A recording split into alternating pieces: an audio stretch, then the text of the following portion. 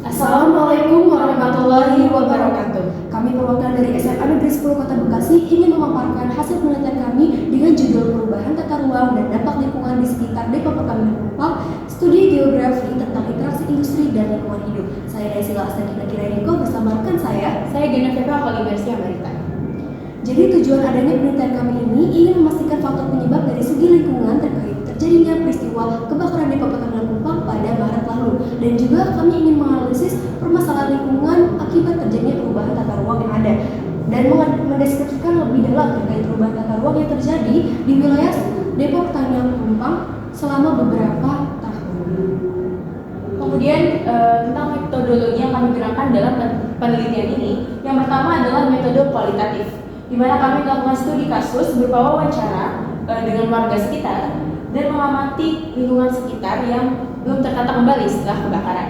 Kemudian yang kedua adalah metode deskripsi, di mana kami pergi ke lokasi sekitar dan melihat situasi serta kondisi warga hingga saat ini. Dan yang ketiga adalah metode fenomenologi. Kami melakukan wawancara kepada beberapa penduduk sekitar terkait kejadian tersebut, mulai dari pandangan mereka terhadap keberadaan Depo Pertamina Pelumpang, perasaan mereka terhadap situasi dan kondisi, serta harapan yang akan dilakukan ke depannya oleh warga-warga sekitar. Selanjutnya dari hasil penelitian yang telah kami dapatkan bahwasanya memang benar tata ruang yang ada di sekitar Depo Pertamina Pelumpang ini memang benar terjadi perubahan yang cukup signifikan.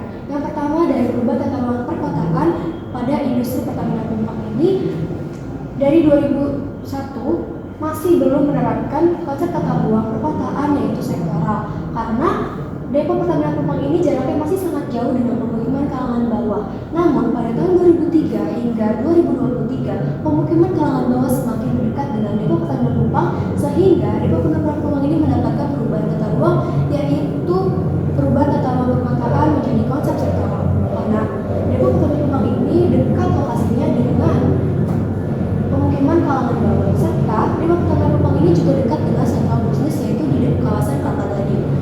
Lalu yang kedua dari perubahan tata ruang dari pola pemukiman warga kalangan bawah yang ada di sekitar Depo Pertamina Pelumpang, di mana kita dapat bercitra dari 2021 ini Depo Pertamina Pelumpang di mana wilayah sekitarnya atau pemukiman kalangan bawahnya masih menggunakan pola pemukiman linear yang mengikuti jalan, sehingga pada 2003 sampai 2023 atau masa sekarang kita telah dapatkan bahwasanya ternyata memiliki perubahan yang cukup signifikan, yaitu dari pola pemukiman linear menjadi memusat kepada Depo Pertamina Pelumpang, yaitu rumah-rumah warga menjadi memusat arahnya ke Depo Pertamina Pelumpang baik dari segi kanan, kiri maupun dari belakang. Hingga dari segi kanan yang kita ambil fotonya, di sini memang ada jalan, namun jalan tersebut hanya diakses oleh satu orang atau dua orang saja. Dan ini juga di bagian belakang Depo Pertamina Pelumpang, di mana rumah-rumah memusat kepada Depo Pertamina Pelumpang, di mana jalannya juga hanya bisa diakses oleh motor ataupun orang perorangan saja. Dari adanya perubahan yang signifikan tersebut ternyata disebabkan oleh interaksi yang kurang tepat antara Pertamina dengan lingkungan, di mana Pertamina pernah membebaskan tanah kosongnya untuk para warga yang ingin bermukim, sehingga warga bermukim di situ dan bertumbuh di wilayah sekitar Depo Pertamina. Dari adanya peristiwa kebakaran Depo Pertamina menjadi bukti bahwasanya perubahan tata ruang yang terjadi di sini sangat berdampak negatif pada pihak warga itu sendiri maupun pihak Pertamina Pelumpang.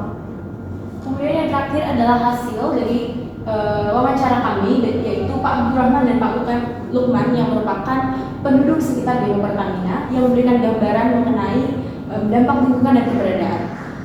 Dari pandangan Pak Abdurrahman dapat disimpulkan bahwa ia memberikan gambaran tentang perubahan lingkungan, pemulihan, mitigasi, keseimbangan industri dan lingkungan serta tindakan konkret. Kemudian dari Pak Lukman, ia memberikan kualitas lingkungan pasca kebakaran, pemulihan rumah dan rencana. Yang ketiga adalah tanggung jawab pemerintah, kemudian langkah mitigasi serta pandangan pribadi dari Pak Lukman. Dari beberapa hasil penelitian yang kami dapatkan, semoga dapat menjadi rekomendasi untuk mendapatkan